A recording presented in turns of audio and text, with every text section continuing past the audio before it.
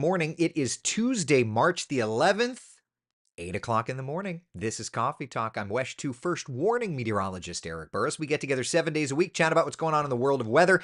And let me tell you, had a rough morning. If you recall yesterday, I kept saying on Coffee Talk, watching this one cell, don't you do it. Don't you do it. It got feistier and feistier. And unfortunately, that was the supercell that ended up producing a tornado in central Florida yesterday. Now, we're going to do a full update on that tornado. We're going to discuss what had happened and, of course, chat with you and see how you fared in the storm. But first, I do want to at least take a look outside. I mean, it is beautiful. If you haven't stepped out yet, skies are clear. Temperatures out the door in the 40s and 50s. It is a nice and cool morning across central Florida, all thanks to that cold front and storm system that moved through, high pressure building in. And at this hour, I am super happy to report that there is absolutely no rain, let alone severe weather in our area. Temperatures out the door this morning, sitting in the 40s for some, 50s for the rest. But look at how the day shapes up. 68, 11 o'clock, 75 by 3 p.m. That's going to be our high temperature on the day. Absolutely gorgeous today. Some areas in the upper 70s, many areas in the lower 70s. And I would add on a programming note, I'm doing WESH 2 News at 5, 6, and 7. So we can chat again on the TV side of things at 5, 6, and 7. Oh, what a day yesterday was. Had that EF2 tornado make its way across parts of Seminole County, move from about 935 to 941. Its peak wind speed was 120 miles an hour. And just in the last few moments' time, I went ahead and I tried to grab a couple of radar images from our WESH 2 First Warning radar, and I want to share that with you. This is 9:31, just a mere few minutes before the National Weather Service issued their tornado warning. This is the data off of my radar, the WESH 2 First Warning live Doppler radar. If you recall, during Coffee Talk yesterday, I was tweaking the radar. I was getting it, trying to adjust, get it to, I mean, that is the start of a hook echo right there. So that's the way that our live radar saw things at 9:31 yesterday.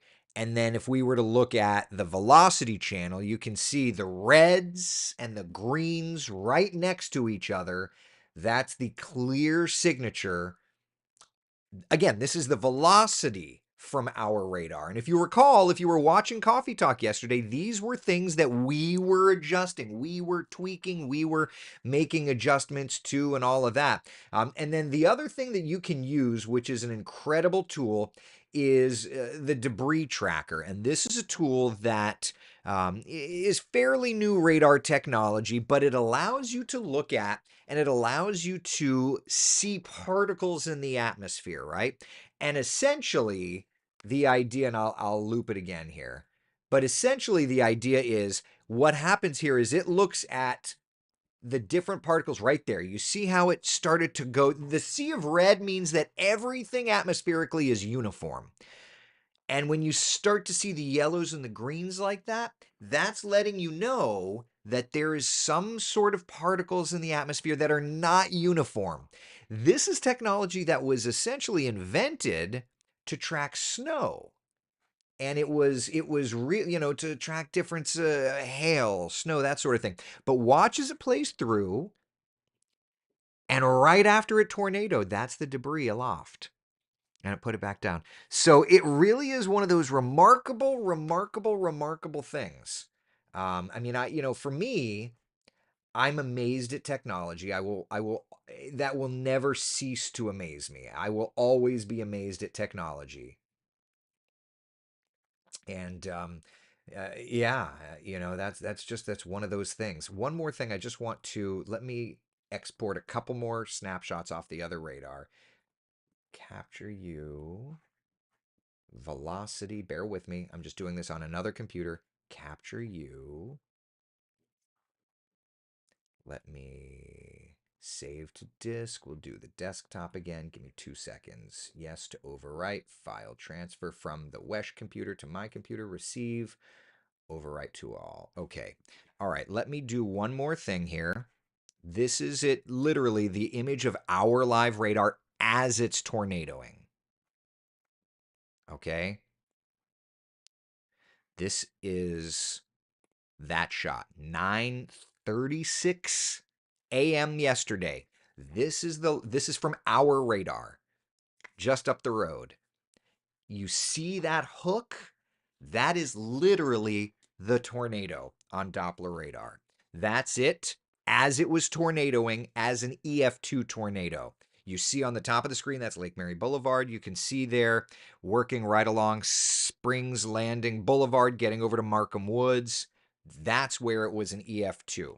That's our WESH live radar. The velocity channel, there you go. The red, you see that green. Now, you have to understand, you have to understand radar meteorology, but you see the sea of green? The red in the sea of green is range folding. That's just, if I had tweaked the radar settings live, I could have probably cleaned that up, but I didn't. And then you see the bright green and the bright red there.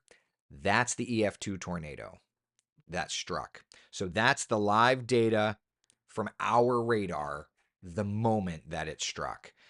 And yeah, so and one of you brought it up. Yeah, somebody called us a hype monger, and it's like, nobody died in an EF2 tornado that struck yesterday. So to me, I am grateful for the opportunity to have served the community, and I know I'm not the only one.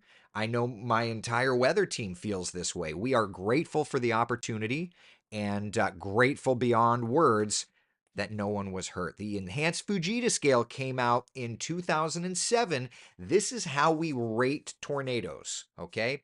Yesterday's tornado peaked as an EF2 with winds of 111 to 135 miles an hour, intense tornado with homes damaged. And I would add that while we were up in the helicopter, we were live kind of evaluating the damage and using the damage index outlined by the National Weather Service. That house with most of the walls failing is the clear indicator that that was an EF2 tornado. It did not look like the one pictured here. It did not. Because, and I could tell you, I was at the time, if you were, maybe you don't recall, maybe I didn't mention it. I was at the Sanford airport when the tornado struck. Let me find. I was at the Sanford airport when the tornado struck. And let me just move this picture from my phone over to my computer. And I grabbed this picture as the tornado was passing and go. Of course, it's not going to work. Of course, you're not going to work because you're a pain in the neck. All right, I'll just hold my phone up like old school times. That's fine. So this was a picture as the tornado was striking and moving by from the Sanford airport, and you can't see anything, right? It's just it's great. I could tell you can't see anything. So the point is it was a rain wrapped tornado. So it's not like if you looked outside, it would have looked like this. But nevertheless, key takeaway here, no one was injured. And it was the strongest hurricane to hit Seminole County since the 1998 tornado outbreak. There have been other tornadoes to strike Seminole County, but it's the strongest since the F3 back in 1998. Of course, that was prior to the enhanced Fujita scale. But anyway, case in point, nobody was hurt. That's all that matters. So we've got a really nice stretch of weather these next couple of days for cleanup, for whatever the case may be. But I do want to point out on Monday, our next weather maker, okay? So beautiful weather through the weekend. Now, this weekend is going to get toasty, right? Here's kind of the overall setup. There's our Saturday southeast winds. This is a very springtime pattern into Sunday, frankly, getting hot. But there's that next storm system, that next cold front that's approaching. Okay? That will move into our area Monday.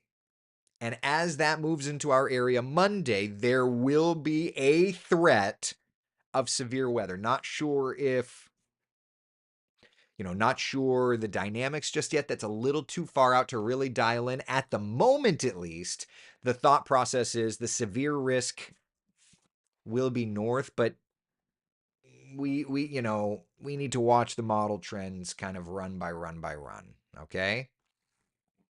So just keep that in mind. Yeah.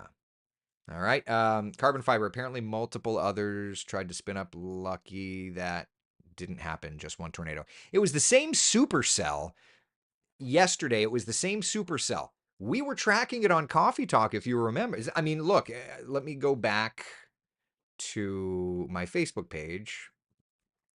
Can I view you on Facebook? Eigevalt. I just want to view. I want to show you like the last few seconds of Coffee Talk.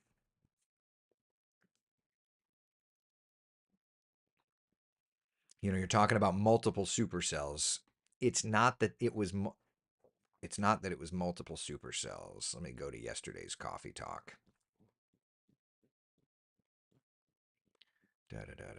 Okay, so this is yesterday's Coffee Talk. Stop. All right. Studio mode. Scrape. I'm just going to go to the last few seconds of Coffee Talk yesterday.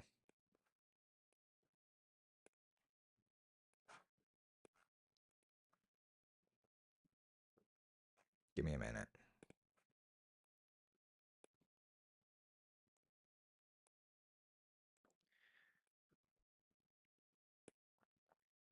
All right, bear with me. Bear with me. All right, I'm just going to go toward the end. All right, so this was us looking yesterday at the live radar data.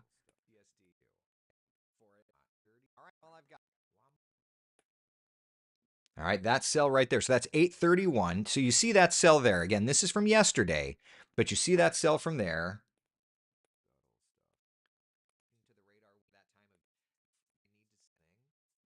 Let's listen. So that I can tweak it and I can do whatever I need to see cells the way I need to see them, right? We can tweak and do whatever manipulation to the radar we need.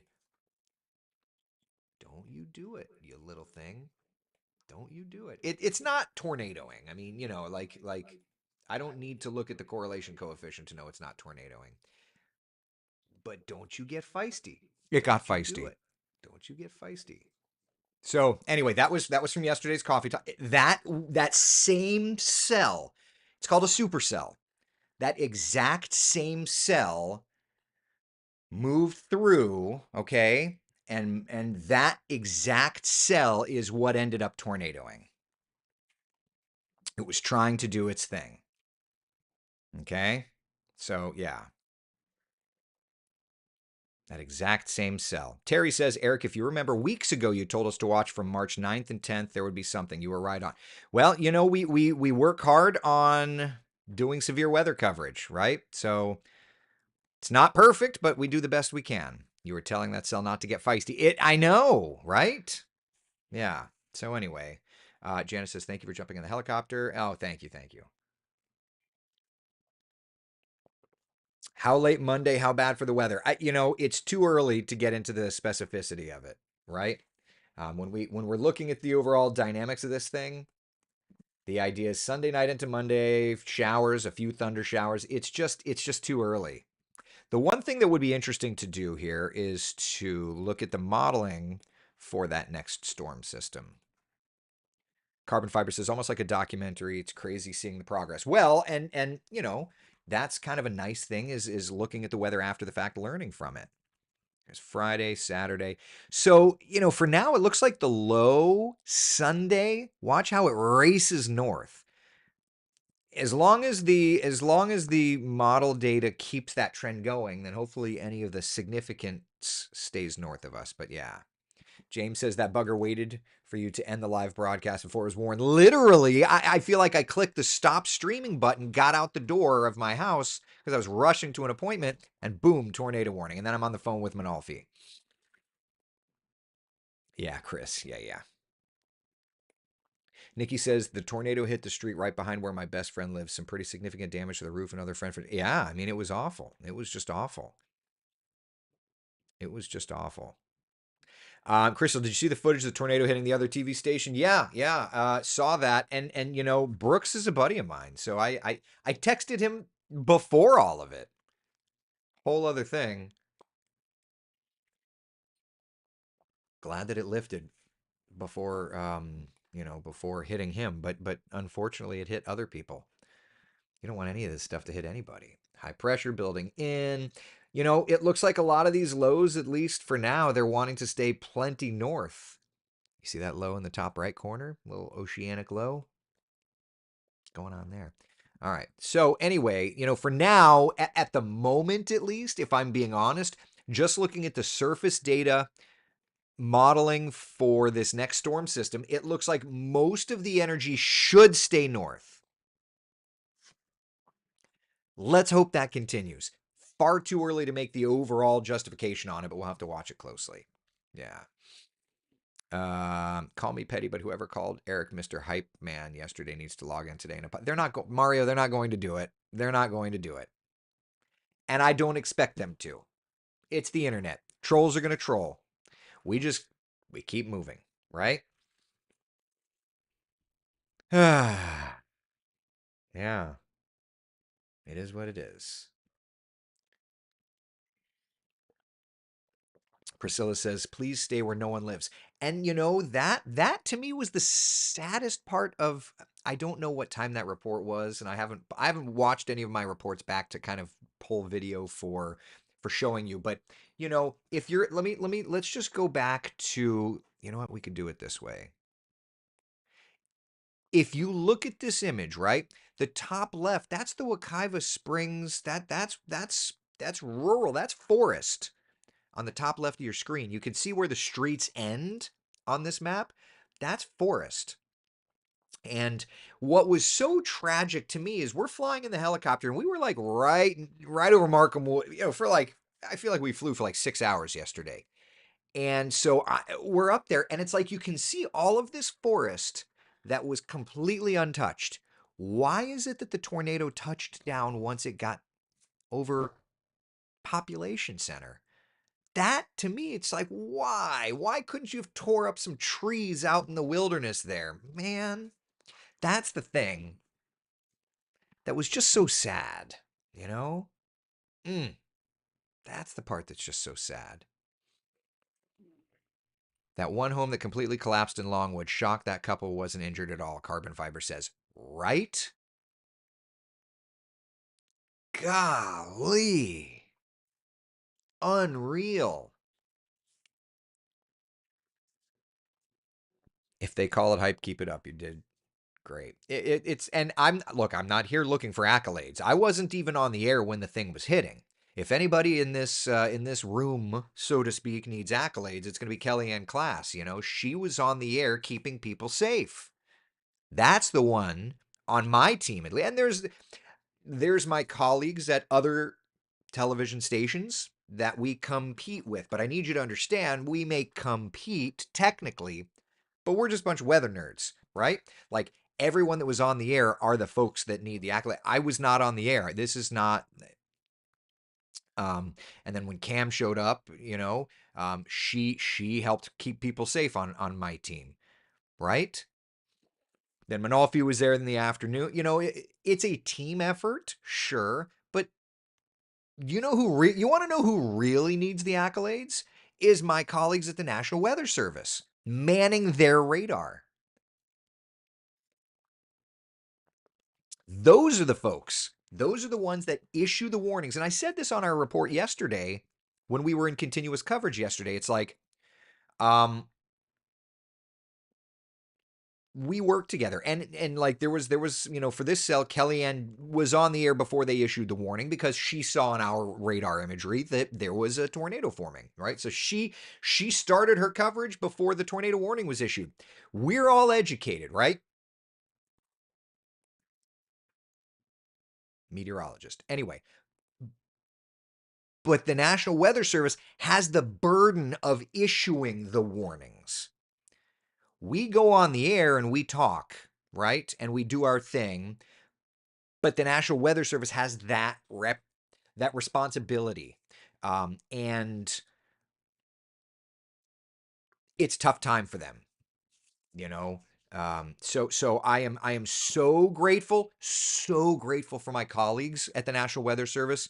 And to that point, I texted down to Will, who's the warning coordination meter. I've known him for a million years.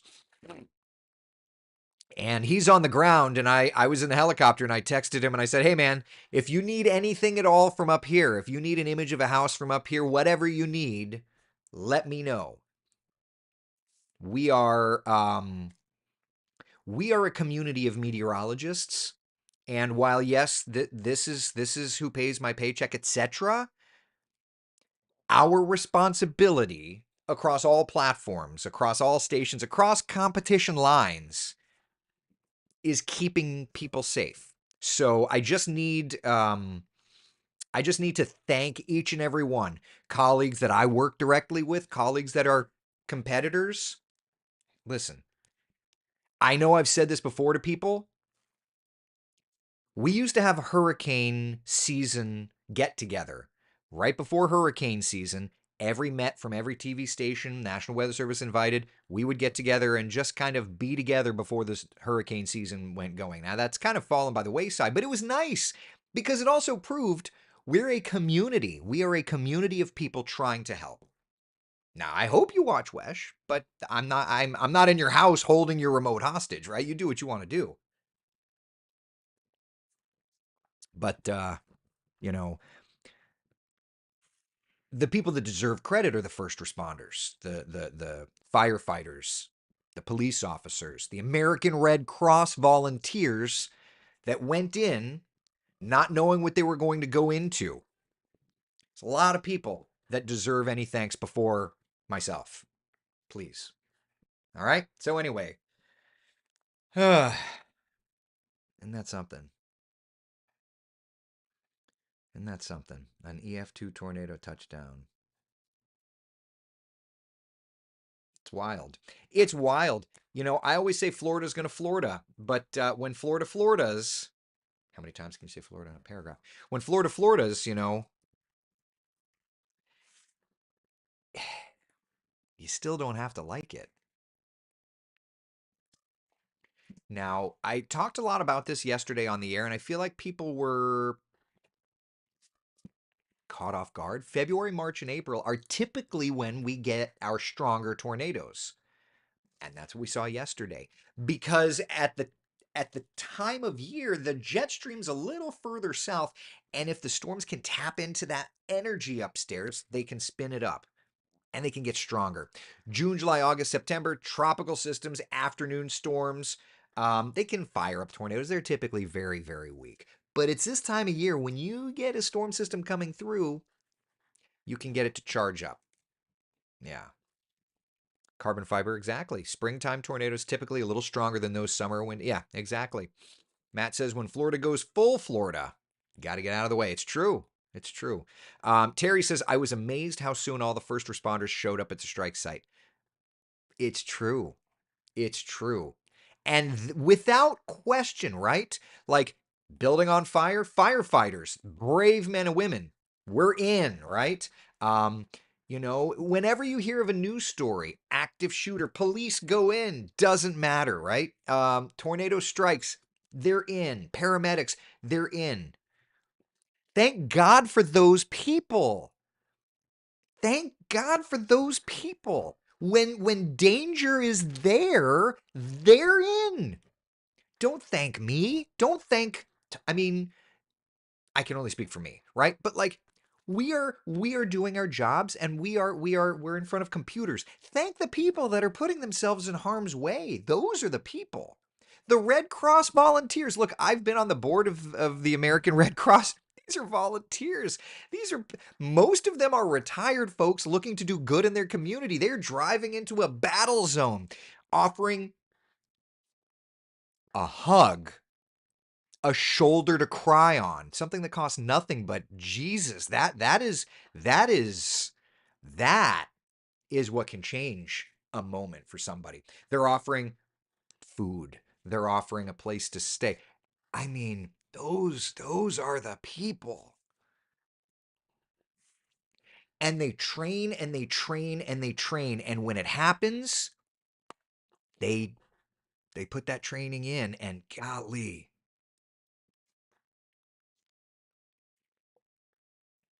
Diane says Florida has more tornadoes per square mile. Crazy. I guess the ones in Tornado Alley are more devastating, so get more news coverage. Wouldn't have guessed that statistic. That's correct. Now, when I made that I made it a few years ago, so I'd have to go just check to make sure that the statistics are still that, which I can do today. I mean, I'm working a later shift today, so there's that. But when I made the graphic, that was the correct place. Priscilla says, thankful for all the technology and all that are good in their craft to collaborate all together for the good of the community. It's true. Janice says, I need to volunteer at the American Red Cross. Please. I still go and speak to them every year. I'm still grateful to do so. I'm still grateful to have some subtle involvement. That's a good organization. They put so much good, and they squeeze out of they squeeze value out of a dollar. What is it? CharityNavigator.com. You can go and look and see. Yeah. Came down about a half mile from my home. No damage. Very grateful. We'll pay more attention to alerts in the future. Thanks again for the great coverage. Barbara Folsom, glad to see you in here. Glad to see you unscathed. I think that's the one thing that a lot of people talk about after these events is, I guess I need to pay attention. And I understand this idea of false alarm rate, like tornado warning is issued. Does that mean, like, case in point, I was in the badging office. Yesterday. Hold on. I was in the badging office yesterday at the Sanford Airport. Tornado warning comes down, and some of the folks that were in there were like, it's just a warning, no big deal. They were announcing at the Sanford Airport, like, a tornado warning has been issued. You need to seek shelter now. Do we know the differences between things? First off, a tornado watch means we're watching. Conditions are favorable. A tornado warning means that it's been spotted either outside or on radar. And you see that hook echo? Like, you see that hook echo on the warning line? Do I need to go back to yesterday's hook? Like, there's the hook. There's the hook echo. Anyway, and then, of course, a tornado emergency means that there is a severe threat to human life and catastrophic damage. A tornado emergency basically means it is a massive tornado plowing through population center.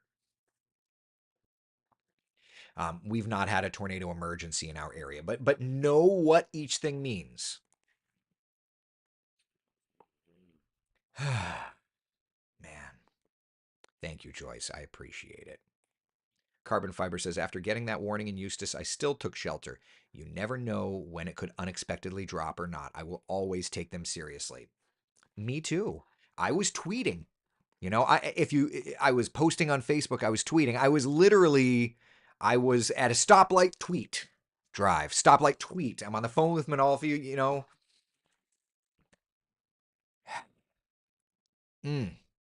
So Zorene's asking, and this is a great question. Where is the safest place in the house when a tornado hits? So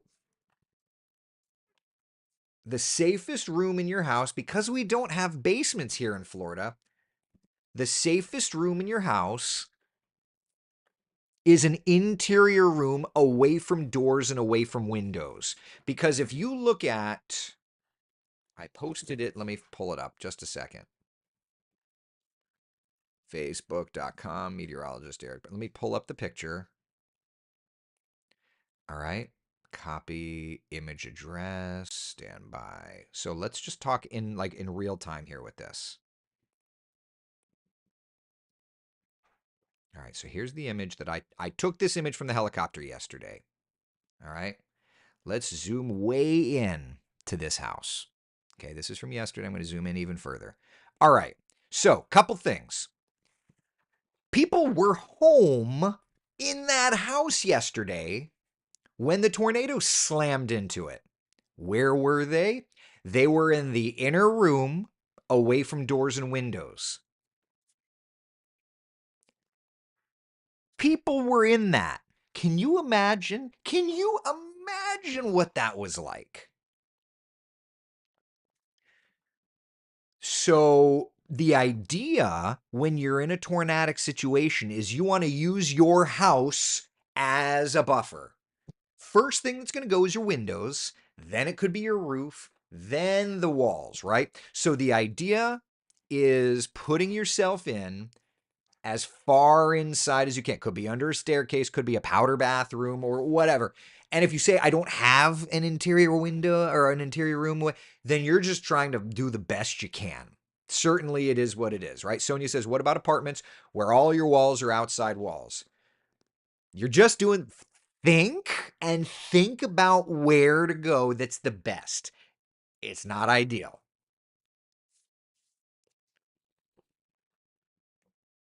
I get it. Like a lot of apartments have front and back, so you're going to go to the back where you've got the other apartment on your other side. Matt's asking, can you do a drive-by explanation of a hook echo? Yeah, sure. All right, so a hook echo. This is a tornado on radar. So essentially, do you see how it's hooking? What's happening is the storm, the red that you're seeing, that's the storm. But as it's starting to spin, it needs to pull air in. So along I-4 there, that's what's called an inflow notch. The air is coming in, that'll get pulled up. Okay, of course, because of the way that I have this set, I can't like telestrate on it.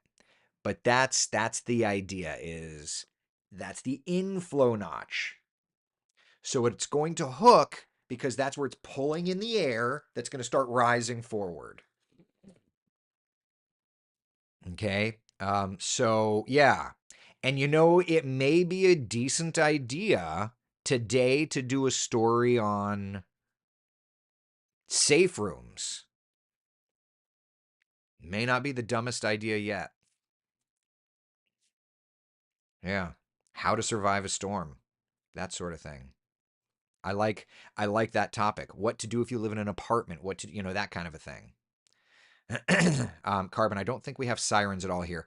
Oviedo has sirens, but frankly, your cell phone have two ways to get warned. The cell phone apps are great. And I would add, like, you see that? Do you see that image? That's on our WESH 2 live radar.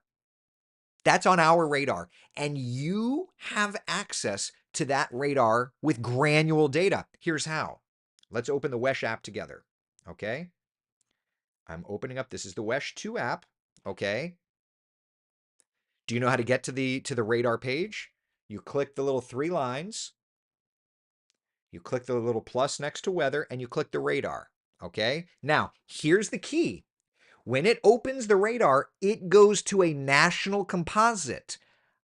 I fought to get our live radar in the app. So in the bottom corner, you see that? If you click the little three boxes, okay, there it defaults to radar. But the top left button is the first warning live Doppler radar. This gives you live granular data, okay? That gives you the absolute data off of our radar. It updates every minute. Takes 60 seconds to spin around, okay? So you can have that data. Now, that app will warn you. I would also make sure to have other ways to get warnings. Have two ways to get warnings. Okay? So that's that. How about the National Weather Service app? I don't know about the National Weather Service app. There's so many different ways to sign up. Just make sure to sign up for that, okay? So grateful. So grateful that nobody was hurt yesterday. May that continue, because you and I all know it's not a question of if, but when another tornado strikes. All right? Sound good? Sound good. Listen, be the sunshine in someone else's day. Thank you for hanging out for Coffee Talk. I will see you at 5 p.m., 6 p.m., and 7 p.m. on WESH 2 News. All right? Thank you.